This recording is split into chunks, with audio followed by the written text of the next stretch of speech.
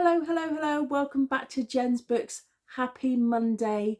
Following on from the recent theme of my Six on the Shelf series, I thought it would be interesting to look at six previous winners of the Pulitzer Prize for fiction.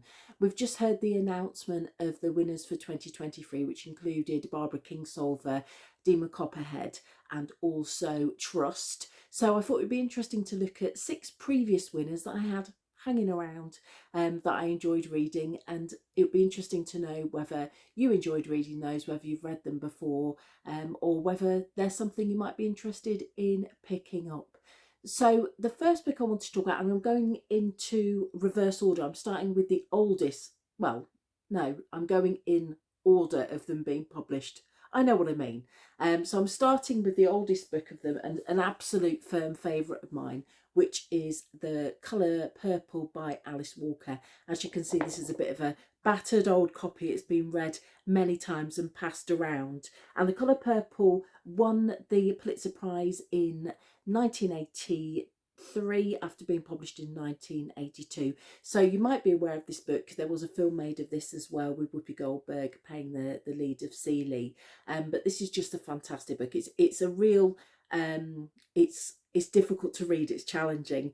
There's lots in here that's quite disturbing, but it's just so impactful. And the character of Seeley, you just fall in love with. You can't help but fall in love with her. So basically, this is a story of Seeley, who at the beginning of the book is 14 years old. She's living in the early 20th century, the 1900s, in Georgia in America. And she's living with her sister and the man that she believes is her father, and he is sexually abusing her. So there's trigger warnings here, and she becomes pregnant the first time. She doesn't realise what's happening. There's a lots of really amazing showing, not telling here in this particular novel, and he says that he has got rid of the children. So that's sort of how the story begins, really. And then she goes from one abusive relationship to another. But the story, what makes it really interesting, and it's really a quick read as well, is it's told through letters. Initially, the letters are written to God. But then when she loses contact with her sister Nettie, she begins to write the letters to her instead. But it's, as I say, it's quite difficult to read. It's quite challenging in many ways, but it's a glorious book. It's full of twists and turns as well.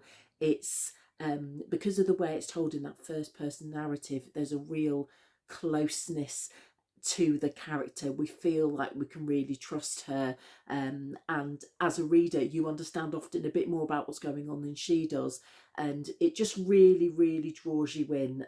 It's a beautiful exploration of strong women, her relationships with other women, about love, about loss, about refinding love, and about about the South in the beginning of the 20th century for black people living in poverty. It's just a really wonderful book, and if you don't fancy reading the book, watch the film. It's just fantastic. As I say, if you are if you think that some of the topics that are discussed in this book might be challenging, it's worth having a proper look at what the triggers are with The Colour Purple. But I cannot recommend this one enough, and I certainly can understand why this was a winner of the Pulitzer Prize. I mean, an honourable mention as well is Beloved by Toni Morrison, that also won the Pulitzer Prize. But as I covered that in a previous video, I wanted to talk about The Colour Purple in this one. So the next book, we're moving forward to 2005. It was published in 2005 but won in 2006, and that's Geraldine Brooks' March. And what's quite interesting about this collection of books that I've selected as well is they're all quite different in the way they're told and the subject matter. I mean, this is another historical novel. This is inspired by Louise May Alcott's Little Women, but you don't have to have read Little Women to enjoy this one. I mean, I recommend you read Little Women anyway. It's a fabulous book. But this is about the father, whose name is Peter March, who goes off to fight in the war. So if you've seen the film or read the book, you'll know that he's absent from Little Women for most of the story. So he leaves his family in 1862 and he goes off to be a chaplain in the war, and he writes letters back to his family telling them about what's happening, but he only really gives them part of the story. He doesn't give them the full story. And by the time the war finishes, he's quite traumatized, understandably, and he has a survivor's guilt for having survived the American Civil War when so many other people have perished. And it's an interesting one. There's a whole lot going on in here. It's quite a dense book. It's obviously historical fiction, but there's exploration of mental health here. There's exploration of interracial romance in the time period of the Civil War, about morality in a time of war, what's moral and what isn't. His experiences are much worse than he expects them to be when he gets there. So there's the exploration of corruption. So there's a whole lot going on in this book. Again, it's quite a dense book in many ways. In terms of as a reader, it's not as easy to read as a Colour Purple, which is a bit of a breeze through, although the subject matter is more striking, I would say, in that. But if you're interested in Little Women, if you've read anything by Geraldine Brooks before, you'll probably enjoy March. The next book, again, we're jumping forward to 2009 with Elizabeth Strout's Olive Kitteridge. And, Elizabeth Strout's really made a name for herself, and you may be aware of her work with, Lucy Barton. And if you're a fan of that kind of spare prose that she uses in the Lucy Barton series, you're probably going to enjoy the Olive Kitteridge series as well. So this one that won the Pulitzer Prize in 2009, published in 2008, and has also become a TV show as well, apparently, though I hadn't seen that. It's actually a collection of 13 stories, 13 interweaving stories from different points of view, not always from Olive Kitteridge. The first story is actually through the eyes of her sort of long-suffering husband, Henry. But what's interesting is you're sort of introduced to this character who's not always very likeable, and her actions aren't always actions that you might agree with. But what the aim is really is sort of showing us the impact of Olive on the lives of other people around us. Although she might be this rambunctious older lady who might seem a little bit unforgiving and a bit brusque with her reactions, she actually has a really positive impact on the people around her.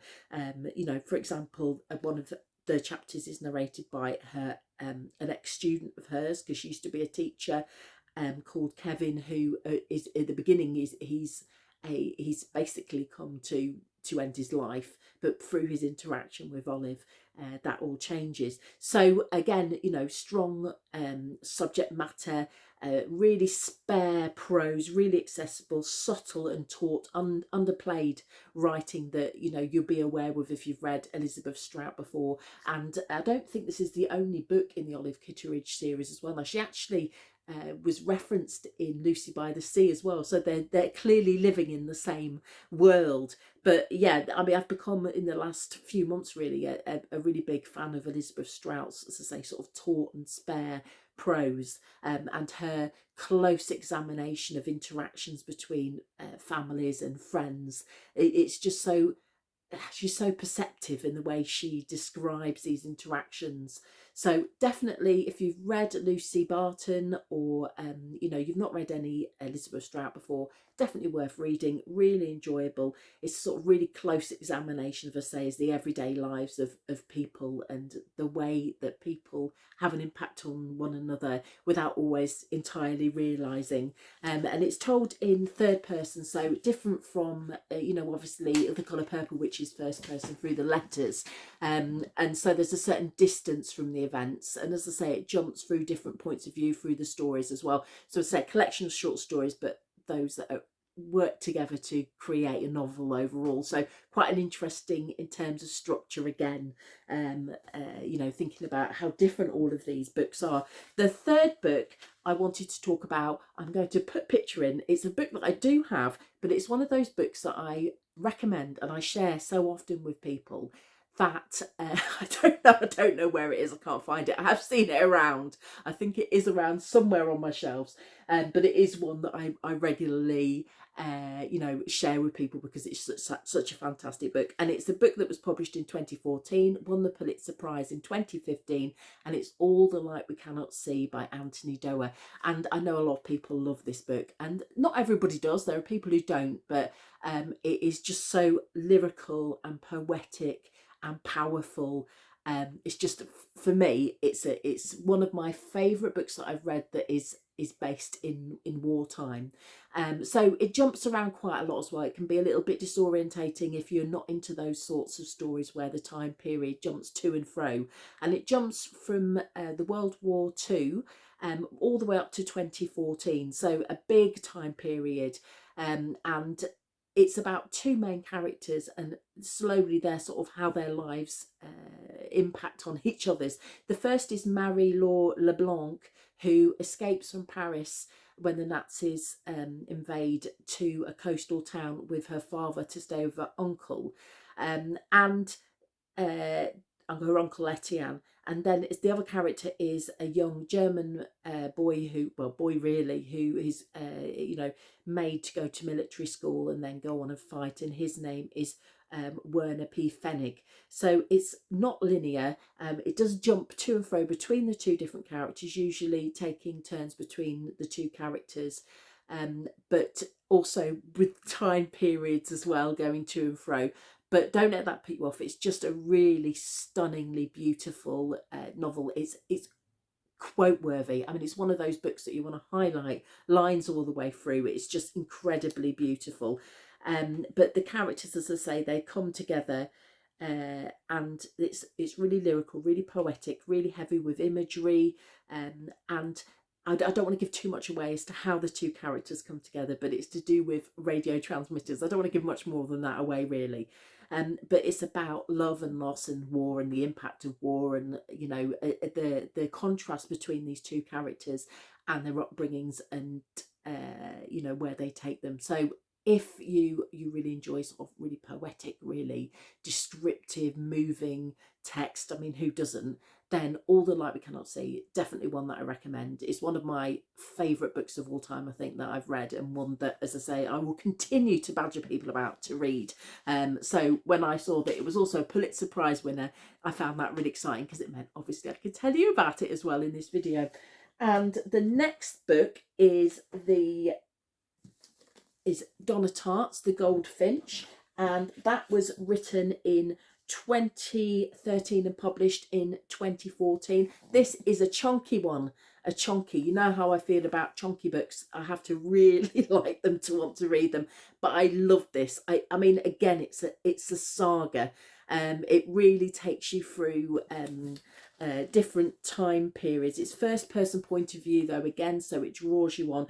It's a Bildungsroman book, so a coming of age book, which follows the life of Theodore Decker all the way through from when he's 13 to when he's a grown up.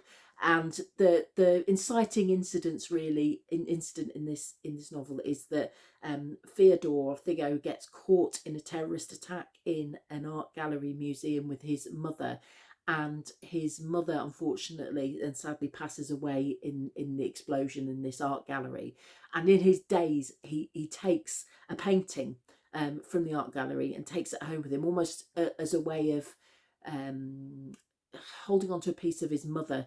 He's incredibly traumatized by the events, but he takes his painting home, and it's the painting of the Goldfinch. It's sort of like a Dutch golden age painting, which is worth a lot of money. And so, and initially, you know, people think that it was destroyed in the blast, but he keeps his painting with him throughout his journey.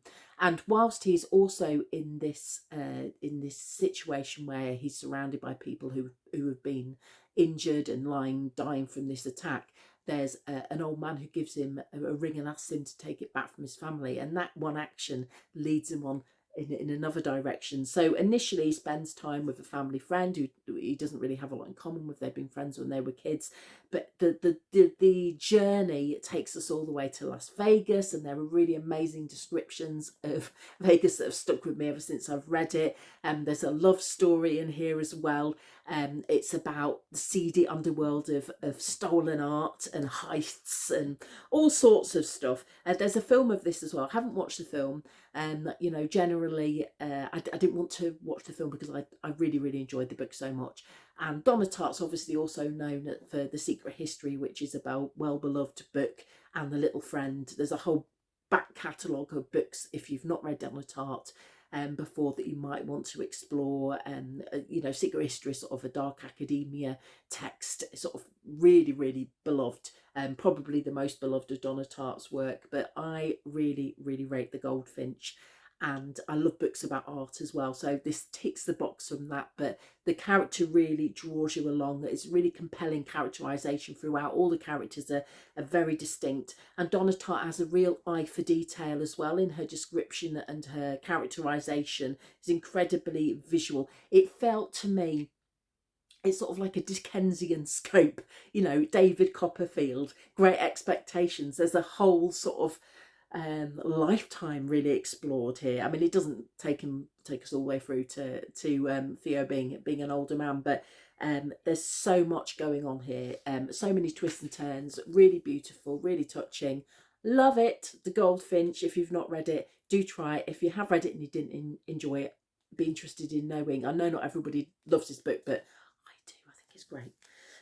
Finally, the book that won in 2017, published in 2016, Pulitzer Prize winner, Colson Whitehead, and he's actually won a couple of times, but this is The Underground Railroad.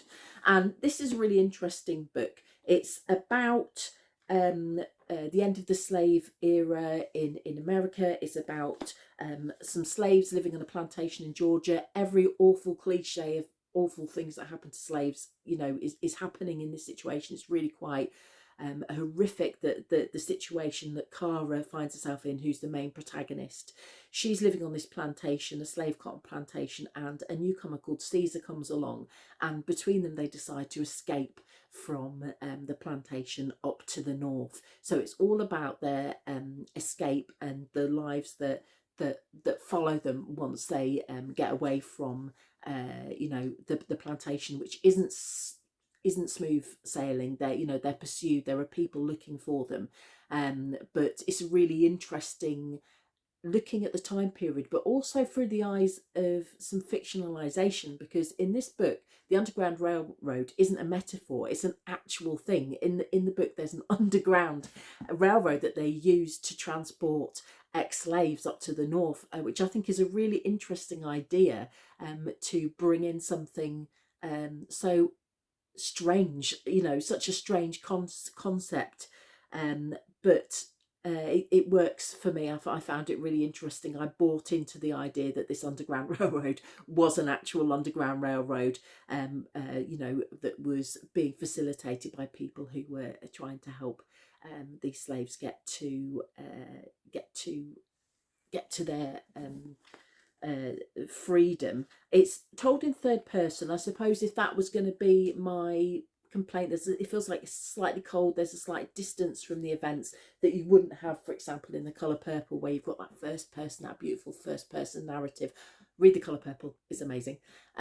But it's really an interesting book, and I thought there's plenty to think about here and plenty to discuss. It's a really good one for a book club, I would say. But it deals with some difficult themes, obviously the slavery, but also the idea of forced sterilisation of black women and all sorts of stuff. So a lot of these books have got, I think probably all of the books I've mentioned have got very difficult subject matter, and if you do find, you know, that certain elements might trigger you, it's worth having a look at a little bit more detail about what happens. But those are my 6 Pulitzer Prize winners, and they are all stonkers. I mean, definitely The Colour Purple. Definitely read The Colour Purple. If you don't take anything else from this video this evening and you've not read The Colour Purple, read The Colour Purple. It's amazing.